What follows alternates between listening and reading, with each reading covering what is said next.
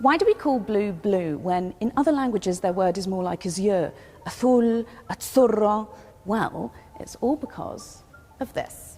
So it was transported along the Silk routes. So there are times we know it has been more expensive than gold. If you speak Spanish or Italian and your word for blue is azul or azzurro, it is because of this colour and because of the stone in this pigment. Lapis is Latin for stone, and lazuli is the genitive form of the Latin word lazulum. That in turn came from the Persian word for what you're looking at here, lajavard, and that meant sky or heaven. Centuries of trade and art would turn this precious stone into ultramarine, literally meaning beyond the sea because of how it got to Europe. It became one of the defining pigments of Catholic art devoted to the Virgin Mary.